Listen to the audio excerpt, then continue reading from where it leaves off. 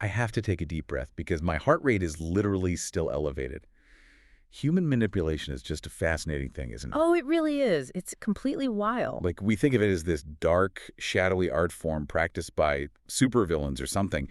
But the reality is the most devastating psychological warfare usually happens under, like, fluorescent lighting. Right, wearing neon swimwear. Exactly. Wearing neon swimwear and fueled entirely by iced coffee and bad decisions. Yeah. We're diving into the beautiful, completely unhinged wreckage of human behavior today, babes. And we are so ready for it. We really are. Babes, welcome back. We love you. We see you. And babes, we are so happy to have you. We truly are. And honestly, we're currently operating on a level of delirium that I think perfectly mirrors the psychological state of the reality stars we were talking about today. Oh my God, 100%. Like, we're essentially running on the fumes of sheer drama and a very generous pour of Pinot Grigio. A very generous pour. I mean, my glass is already half empty. Same, because there's just so much to learn about attachment styles and cognitive bias and defense mechanisms if you just know where to look beneath the spray tans, you know? Yes. I am so utterly, completely exhausted right now. Like, my soul has literally left my body. But the adrenaline of unpacking this episode is keeping me tethered to the earth. Barely tethered, but we're here. We're here. I have to tell the Snark Squad, we have had an absolutely chaotic day. But babes, we are here. We made it. And we are so excited to be back with everyone. We survived the highway system, which is a miracle in itself. It really is. We literally just landed in New York after a 6-hour road trip. And babes, can we talk about road trips for a second? Please, I need to process the trauma of being trapped in a moving metal box with you. Hey, I am a delight to travel with. Oh.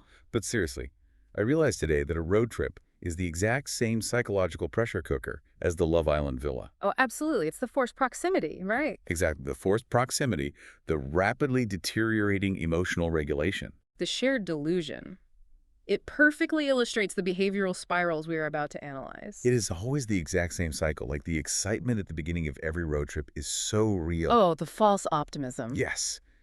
You get in the car, you've got your iced coffee, the sun is shining. Yeah. And there's this pure, intoxicating delusion that overtakes your brain. Where you look at the GPS and you're like, oh, 6 hours, that isn't that bad. Exactly.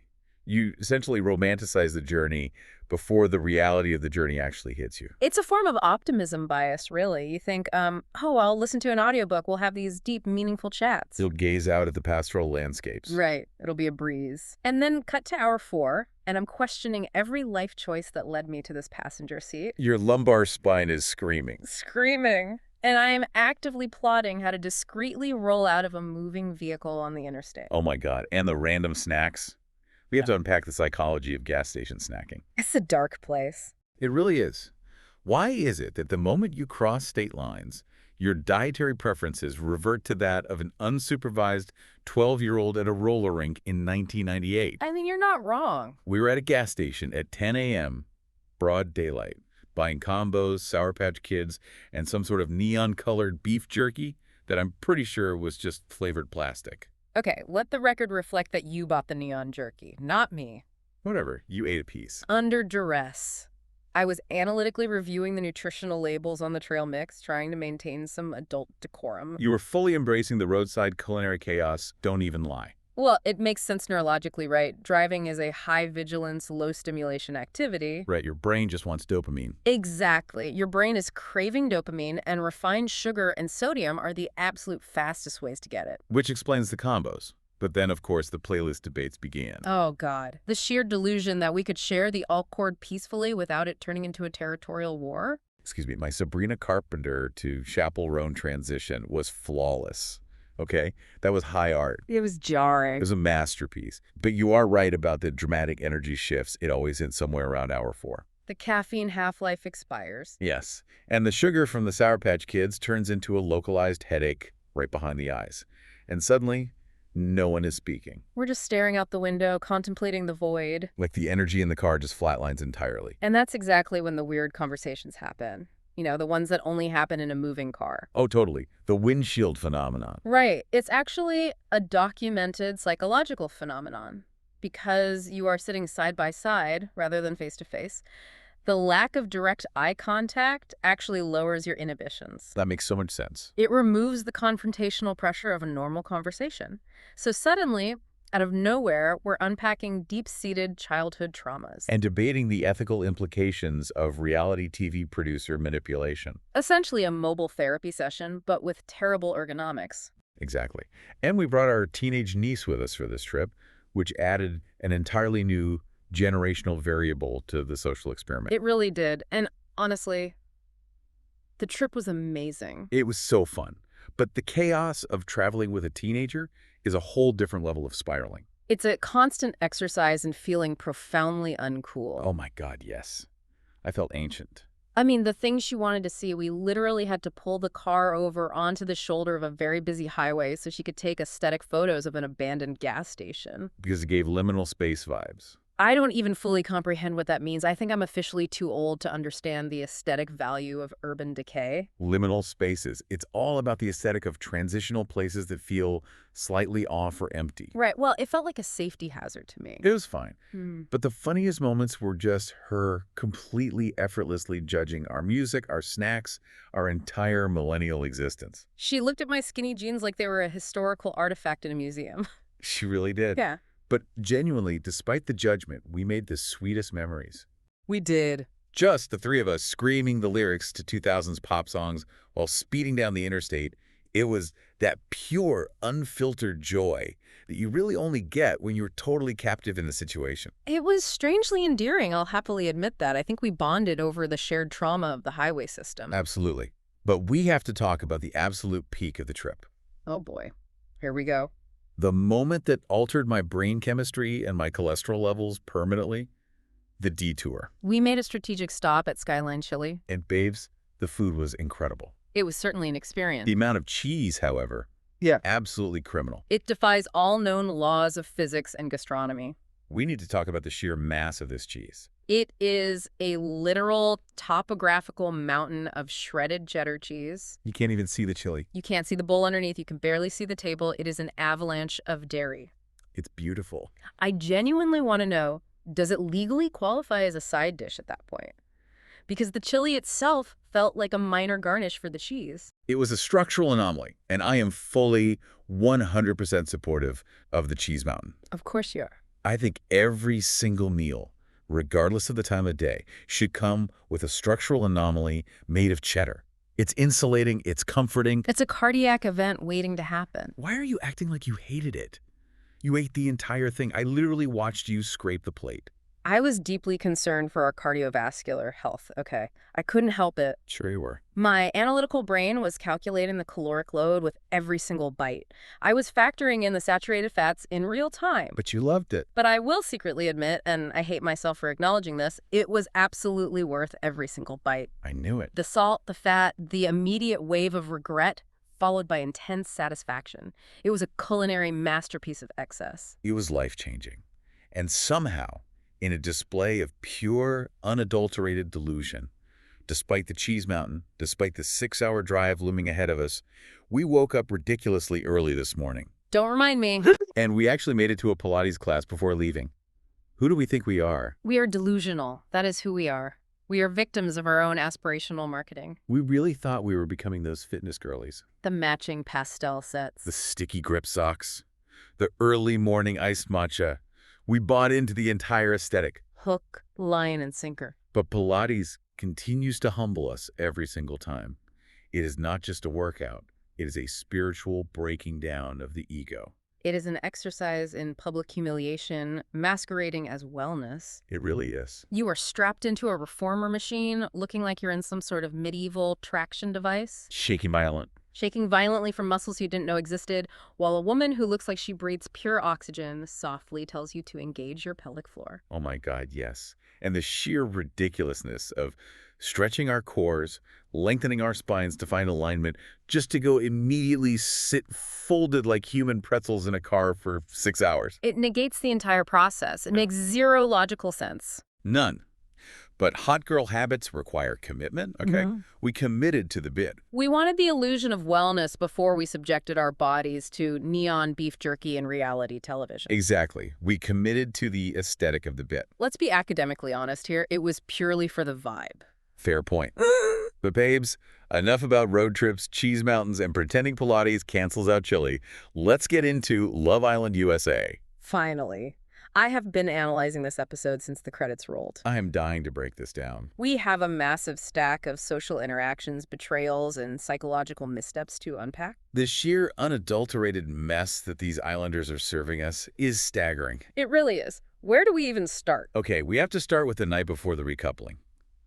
Because the unhinged villa behavior was off the charts. The tension was palpable. First of all, let's look at the grandma incident between Casey and Anaya. Oh, this was a textbook case study. My heart cannot take the constant back and forth with these two. It is literal emotional whiplash. It's exhausting to watch, but it perfectly highlights conflicting attachment styles. Let's look at the facts analytically rather than just reacting to the drama. Okay, lay it out. Anaya is venting to Trinity, saying Casey told her she can't expect him to be serious 100% of the time. Right. But she's twisting the context of the conversation. She's spiraling because he called her a grandma for going to sleep early. But wait, hold on. Let's add the physical context here. Yeah. Because I feel like people are missing this. Okay, what's the physical context? She was turned completely away from him in bed. She was giving him the cold shoulder, literally facing the wall. That's true. Her body language was very closed off. And people online are ripping Casey apart for the grandma comment, acting like he was demanding physical intimacy or being coercive. Yeah. But didn't she literally call him a grandpa the exact same way the day before? Yes, she absolutely did. The double standard here is wild to me. The hypocrisy is staggering, but it makes sense when you look at the underlying psychology. Explain it to me, because I am just annoyed at this point. Right. Here's what's actually happening beneath the surface dialogue. Casey is exhibiting avoidant attachment tendencies, but specifically, he is using humor as a neurological defense mechanism. Okay, I see that. He's feeling deeply insecure that they have zero physical intimacy. And to be clear, I don't mean sexual intimacy. I mean, they don't even cuddle. They lay in bed like two Victorian ghosts haunting a mattress. It's so stiff. Exactly. They are rigid. So, feeling rejected, Casey cracks a joke to alleviate his own internal anxiety. The grandma joke. Right. Meanwhile, Anaya has an anxious, preoccupied attachment style. She needs constant, serious, verbal reassurance to regulate her nervous system. Yes. She wants 5 minutes of pure, unbroken eye contact where he tells her she's the only woman in the world. That the sun rises and sets with her. And that she is entirely safe. Yeah. But he wants to crack a joke to cut the tension because that's how his brain copes with discomfort. Right. So, looking at this objectively, is Casey valid for wanting some physical affection in a villa where literally everyone else is audibly making out? Or is Anaya valid for wanting emotional security first before she offers physical touch? I mean, in the real world, both of those needs are entirely valid. Exactly. People move at different paces. But in the Love Island villa, it's a hyper-accelerated pressure cooker. Which makes it a recipe for absolute disaster. Anaya pulled him for a serious chat, started criticizing his coping mechanism, and when he didn't react with the perfect textbook validation she needed, she got up and walked away. She completely abandoned the conflict resolution. She did. And then she goes and tells Trinity she implied he shouldn't explore other connections. She didn't use those exact words, but her tone screamed, "If you talk to Sol, you are dead to me." Oh, I totally disagree with that read. Really? How did you see it? I think she wants him to talk to Sol, but she wants him to talk to Sol just so he can publicly reject Sol and come back to Anaya. Ah, so she feels like she won the interaction. Exactly. It's a test. It's so messy. She is setting up hurdles for him to jump over to prove his loyalty. I see your point. It's a classic shit test, to use a crude sociological term. She is engineering a scenario where he has to prove his devotion by discarding someone else. It's incredibly toxic. Toxic, but fascinating to observe. But we need to move on because we have to talk about Zach and Kata. Oh my God. The hideaway hangover. The post-nut clarity hit Zach so hard, I think it gave him physical whiplash. Let's quickly define the hideaway for anyone uninitiated into the reality TV lexicon. Please do. The hideaway is a private bedroom away from the communal sleeping area where couples are sent, usually as a reward, to have private, unmiced, off-camera time. Right. It implies a major escalation in the physical relationship. So Zach and Kata go to the hideaway, they're fully intimate, and the very next morning, Zach comes out and immediately starts soft-launching his exit strategy. Soft launching is the perfect term for it. It was a textbook, calculated emotional withdrawal. It was brutal to watch. They just got back from this highly intimate environment, and the very next day on the daybeds, in broad daylight, Zach looks at her and casually drops, "I thought I'd explore more." It is breathtakingly callous. The absolute audacity. He literally asked her in the hideaway, in the dark, "Would you kill me if I cracked on with a bombshell?" Which, for context, cracking on means flirting with intent. And a bombshell is a new, incredibly attractive cast member dropped into the villa specifically to break up existing couples. Right. And Kata, my friend, open your beautiful, stunning eyes. The man is waving a giant neon red flag directly in your face. And Kata is completely blinded by the oxytocin of their physical encounter. She's sitting there on the daybed, completely ignoring the massive warning sign. She literally asks him, "Do you love kissing me?" She feels entirely secure because they had sex. She is conflating physical intimacy with emotional exclusivity. It's so sad. Yeah. Meanwhile, Zach is orchestrating his escape route. Did you catch the weird bromance moment that night? Oh, how could I not? He gets into the communal bedroom, and instead of getting into bed with Kaida, he gets into bed with Bryce. His emotional support, bro. And then he literally points at Trinity across the room and says, "You sleep with Kaida tonight." The disrespect. It was visceral. He wanted to get as far away from Kaida physically as possible because he's terrified of the expectation to close off the relationship. He is suffering from intense FOMO, fear of missing out. He wants Casa Amor so badly he can taste it. And Casa Amor, for context, is the mid-season twist, where the boys and girls are separated into different villas and surrounded by a dozen new singles to test their loyalty. Zach is one blonde bombshell away from leaving Kaida in the dust. And she is giving him the perfect, compliant victim edit. It's tragic to watch. He is using physical distance to enforce emotional distance. It's highly avoidant behavior. Speaking of lacking shame in the communal bedroom, though, we have to talk about Jen and Gabriel. Oh, my God. The public hunching. I don't even have a psychological term for this. It's just pure feral behavior. Well, from a sociological standpoint, it's a complete breakdown of the public-private boundary. Hunching is a very polite word for what was happening. They were audibly, visibly getting it on in a shared room with 10 other people trying to sleep. Gabriel's drawers were literally at his ankles. It was a performance, whether they admit it or not. I am dead. The sounds in that room must be absolutely traumatic for the other islanders. Imagine you're Anaya spiraling in the dark over your man calling you a grandma.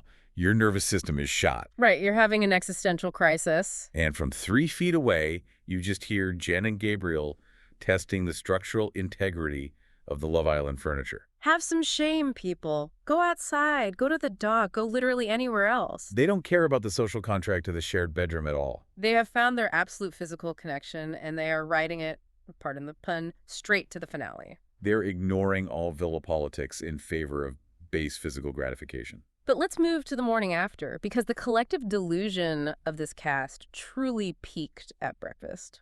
Oh my God, the breakfast scene.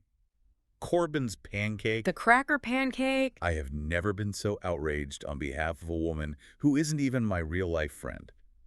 Let's break down the scene for the Snark Squad. Please do, because it was a masterclass in manipulation. Corbin makes a full, beautiful breakfast for Melanie, brings it up to her on the terrace. But he has to be the ultimate manipulator, so he also brings a tiny, pathetic, cracker-sized, heart-shaped pancake to Kenzie. Right in front of Melanie. Right in front of her face. It's manipulative genius from a game theory perspective, honestly. Genius. It's gross. Well, he is executing a dual-pronged strategy. He's testing Melanie's boundaries to see if she gets jealous, which gives him power, while simultaneously keeping Kenzie on the hook with the absolute bare minimum of effort. It's so true. He's investing a penny to see if he can get $1 worth of reaction out of these women. And Kenzie acting like this tiny, dry, burnt little pancake is the ultimate romantic grand gesture. She tells Jen, I needed that. I needed to see him validate me in front of Melanie. You need a cracker. Stand up. Have some self-respect. She is settling for literal crumbs and calling it a feast. It's so embarrassing. The bar for male behavior in that villa is in hell. It is subterranean. It really is. But what really sent me into the stratosphere was Kenzie's conversation with Caleb shortly after the pancake incident. Oh, the medical advice? The loud, confidently wrong medical advice she gave him. We have to unpack the Dunning-Kruger effect happening here. Oh my God, the eyesight argument. Let's unpack this for the listener who maybe missed the sheer breathtaking stupidity of this moment. Please set the scene. Caleb mentions that he has 2013 vision. Kenzie smugly crosses her arms, leans back, and claims her 2030 vision is superior. And Caleb gently, very politely, might I add, tries to correct her. He tries to explain how the denominator works. But Kenzie hits him with the ultimate conversation ender. I just graduated nursing school, I should know. I hope to God that specific question wasn't on her nursing board exams. Because let's explain visual acuity fractions for anyone who isn't an optometrist, because Kenzie clearly doesn't know. Let's do a quick science lesson. The top number, the numerator, is you, standing 20 feet away from the chart. Right. The bottom number, the denominator, is the distance from which a person with normal vision could read that exact same line.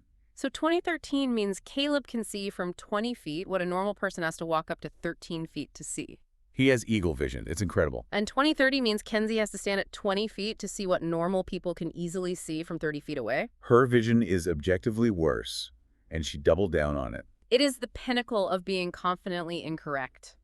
Weaponizing false medical authority to win a flirtatious argument is a dangerous level of arrogance. And then she topped it off by arguing with Corbin later that rain isn't white noise, claiming she prefers jungle sounds. Which is actually pink noise or brown noise, depending on the frequency. She is just batting 1,000 for being factually wrong on national television while acting like the smartest person in the room. I know, but part of me almost respects the delusion. You do. She wants to be the prize so badly. It is pure arrogance, yes, but it makes for fantastic television. It's a symptom of the societal pressure on women in these environments to perform desirability and superiority. I mean, I guess. Yeah. But honestly, as much as Kenzie annoyed me with her fake facts, nobody, and I mean nobody, is playing a dirtier, more calculated game right now than Sincere. Oh, Sincere. The web of lies this man is weaving is terrifying. It's chilling. Sincere is operating on a level of tactical transparency that is genuinely disturbing to watch. What is tactical transparency? It's when someone tells the truth about superficial or minor things to build trust, specifically so they can mask massive fundamental lies. Oh my God, that is exactly what he's doing. Look at his conversation with Sol in the Soul Ties area. First of all, Soul Ties is supposed to be the secluded, romantic seating area of the villa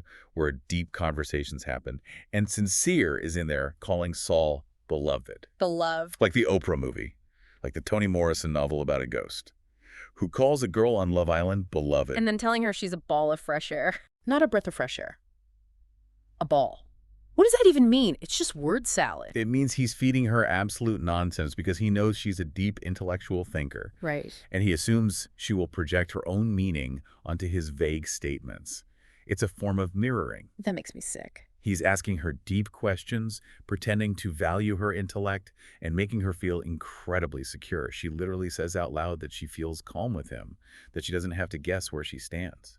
He is artificially constructing a safe harbor for her. Exactly. Yeah. And meanwhile, behind her back, in the exact same hour, he is literally pinky swearing with Melanie on the stairs. Swearing her to total secrecy that they're going to get back together at the recoupling. Sealing it with a kiss. And Sol walks in right as they do it.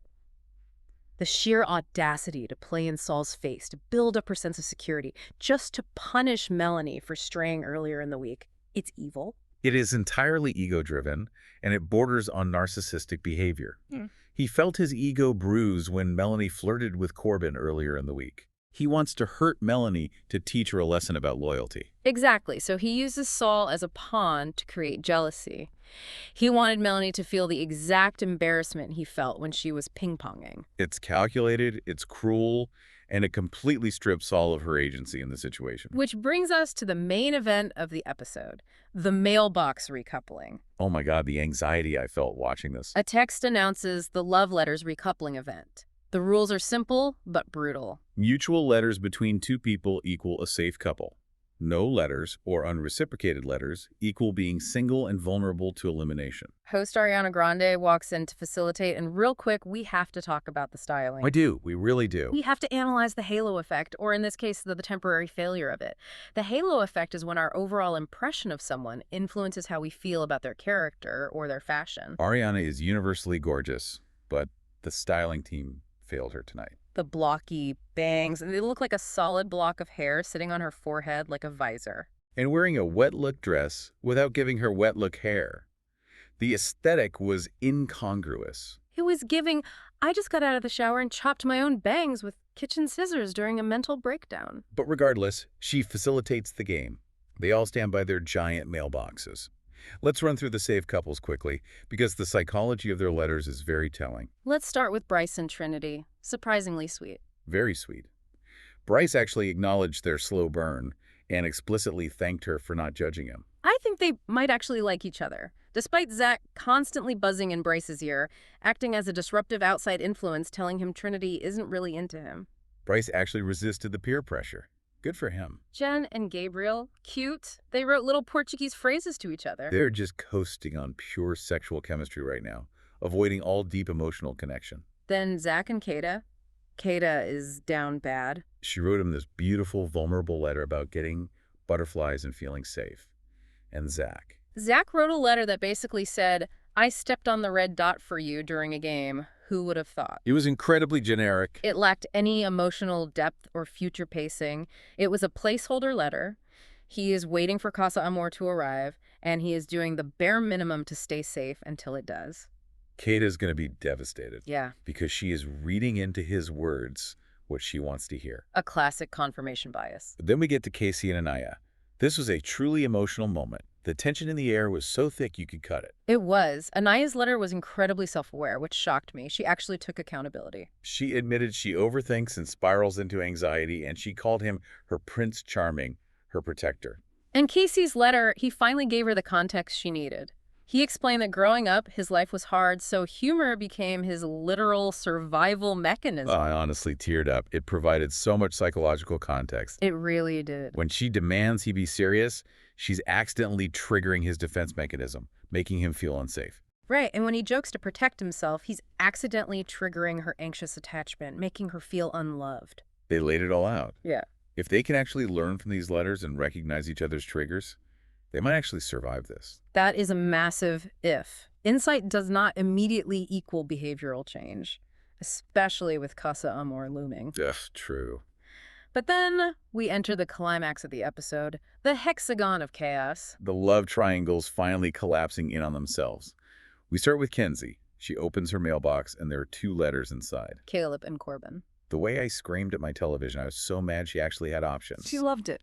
Caleb wrote this sweet, intentional letter about her energy and how she makes him feel.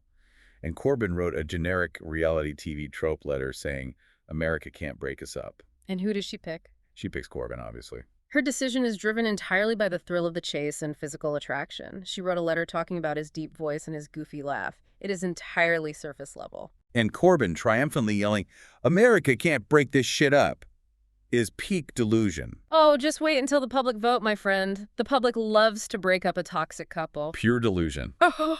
And poor Caleb. He opens his mailbox and it is completely empty.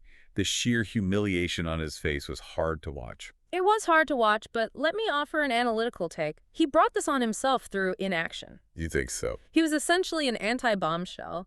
He came into the villa, decided Kenzie was the only option, and literally sat at the kitchen island eating a bowl of cereal instead of grafting. Grafting, for the listeners, is the act of actively pursuing connections and putting in the conversational work. He didn't pull Jen for a real chat. He didn't explore Sol. He put all his eggs in a basket that was clearly already being carried away by Corbin. That's a good point. You cannot be mad at the outcome of the game when you fundamentally refuse to play it. I guess that's true, but it still hurt to watch a nice guy finish last.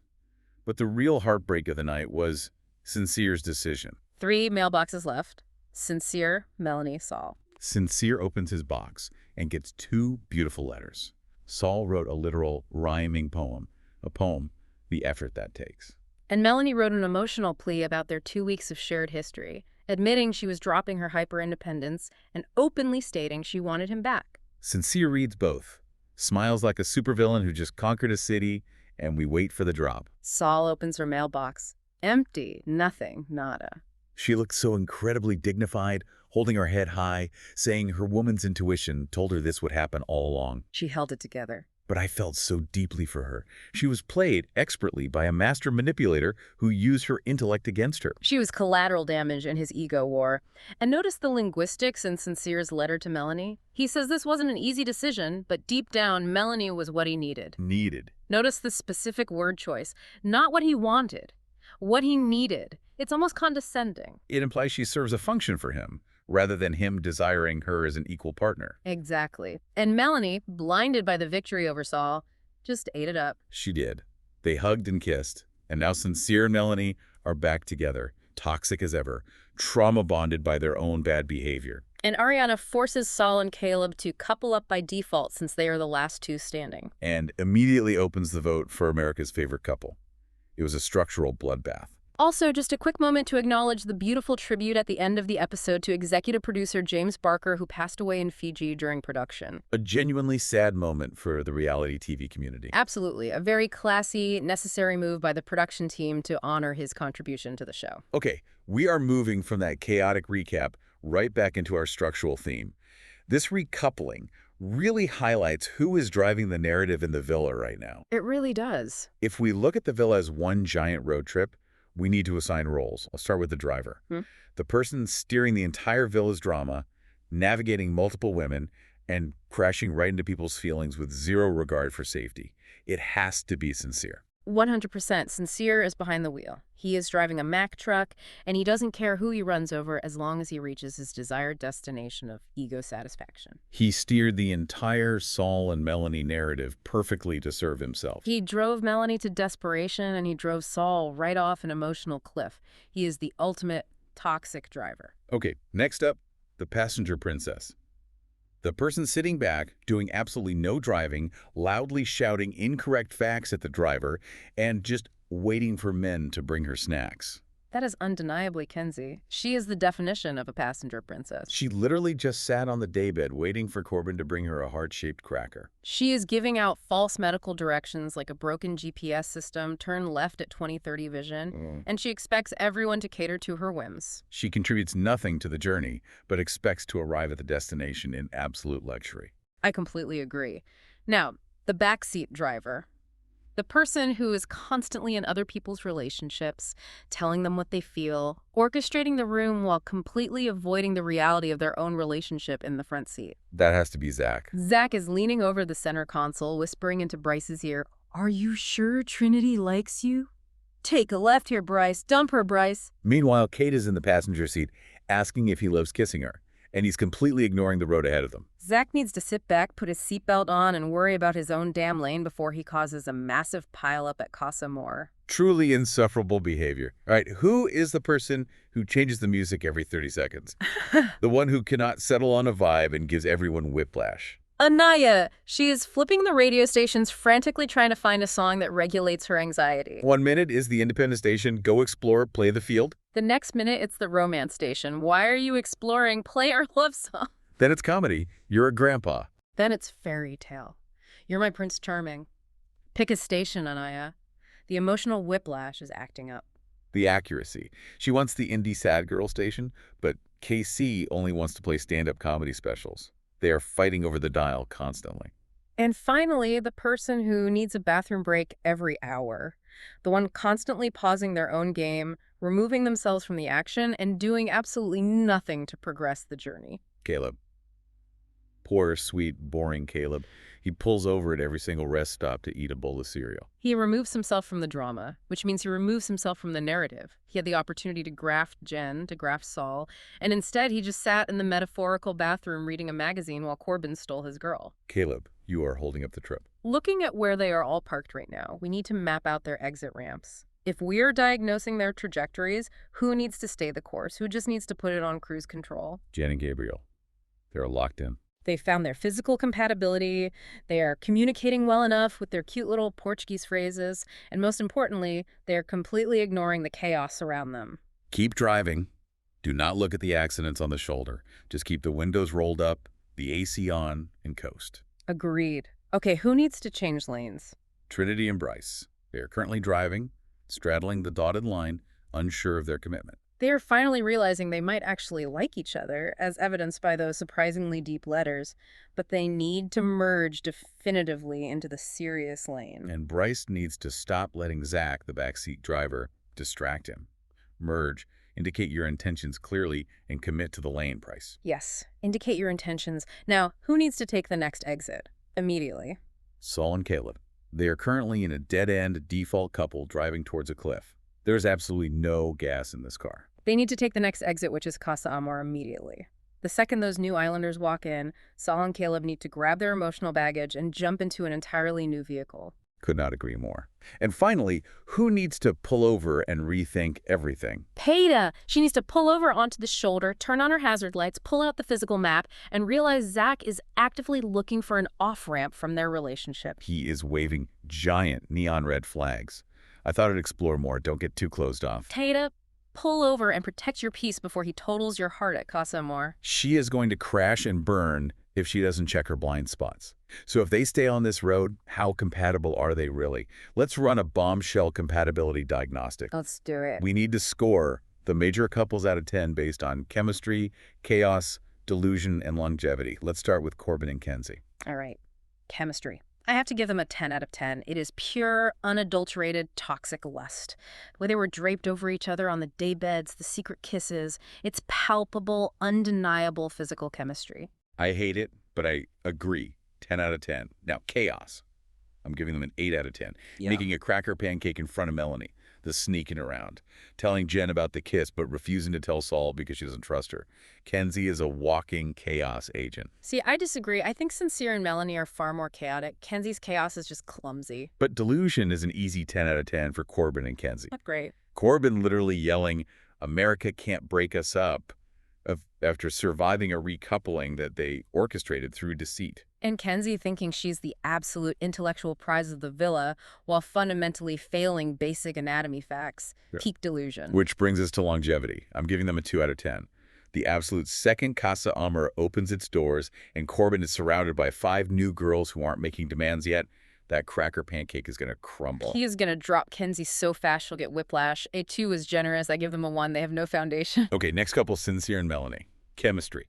8 out of 10. It's a toxic magnetism. They can't stay away from each other. Even when Melanie is actively trying to be a strong, independent woman sleeping outside on the daybeds, one simple pinky swear from him pulls her right back into his gravitational orbit. Chaos.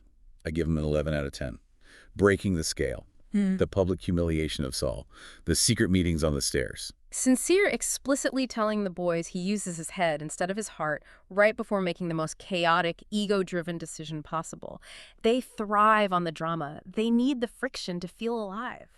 I want to push back on that. I actually think Corbin and Kenzie are more chaotic because their chaos is uncalculated. They are just reacting on instinct. Sincere is incredibly calculated. He knows exactly what he's doing, which makes it less chaotic and more malicious. That is a fascinating distinction. Malice versus chaos. I can concede that Sincere's actions are highly orchestrated, but the result in the villa is pure chaos. Let's look at delusion. 9 out of 10. Melanie genuinely thinking he won't do this again. She thinks she won him back, completely ignoring the fact that he put her through psychological hell just to prove he could. He will absolutely stray again. And longevity. I'll give it a 4 out of 10. They will survive Casa Amor only because they are too obsessed with their own toxic, star-crossed lovers narrative to let it go. But the moment Sincere finds a new ball of fresh air in the real world who strokes his ego slightly better, he is gone. So true. Okay, last couple to score, Casey and Anaya. Chemistry. I have to go low here. 6 out of 10. The emotional connection is clearly there based on the vulnerability in those letters, but the physical chemistry is severely lacking. They don't touch. They don't cuddle. It's giving platonic roommates who occasionally trauma dump on each other. I'll give them a 7 out of 10 for chaos. Yeah. It's not explosive chaos like the others. It's an exhausting, cyclical chaos. Yeah. The constant bickering, the spiraling, the grandma comments, the pulling for serious chats and then walking away mid-sentence. It's a low-level, constant hum of anxiety. Delusion is actually quite low for them, though. 5 out of 10. I think they actually see each other's flaws very clearly now. Anaya knows he uses humor to deflect, and Casey knows she spirals into anxiety.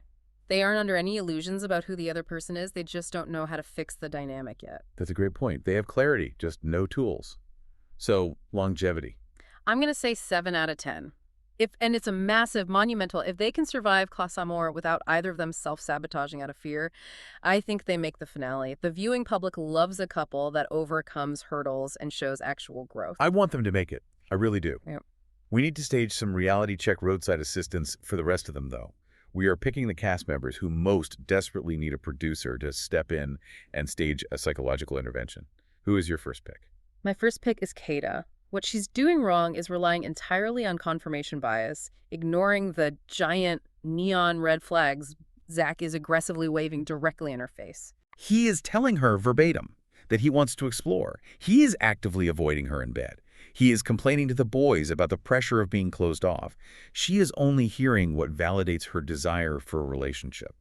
And what psychological advice would you give her? I would tell her to look at his actions, not her feelings.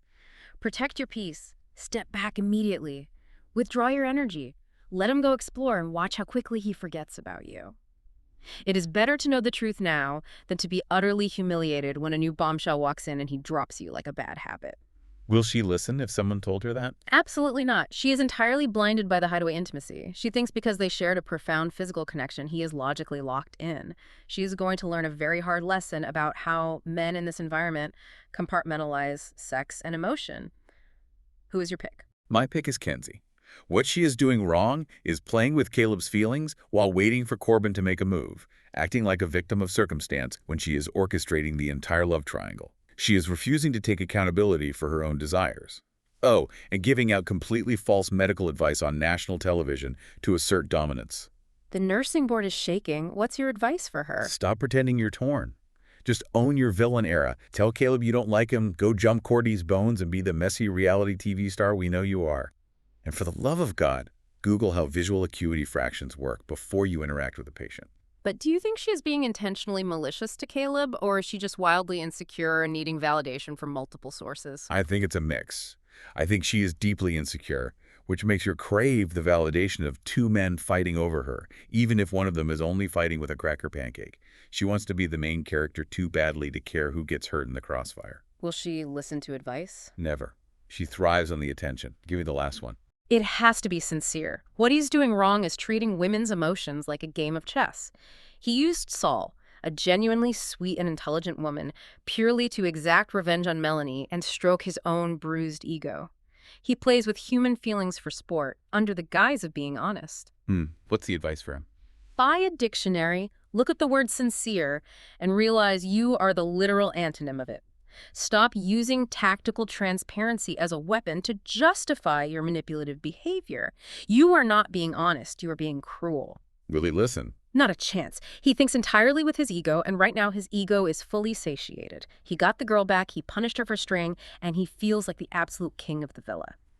Casa Amor is going to be his playground, and I fear for the women involved. My heart rate is through the roof.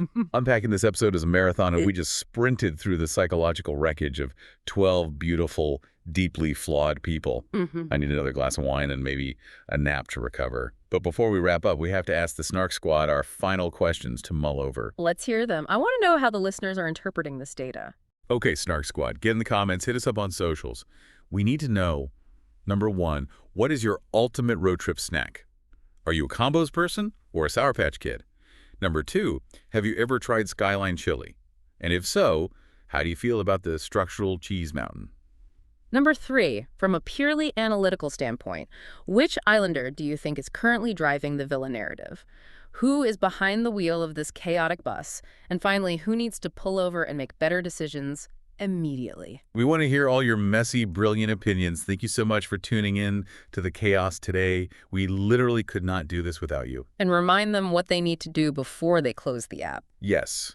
Remind listeners to subscribe, leave a 5-star review because anything less is just hateful to the algorithm, and share the podcast with a fellow Love Island addict. We need to grow the Snark Squad before Casa Amor hits because we are going to need a massive support group to process the upcoming betrayal. We really are. All right, everyone, take a deep breath, stretch those Pilates sore muscles, protect your peace, and remember our golden rule. Stay chaotic, stay flirtatious, and we'll see you on the Snark side.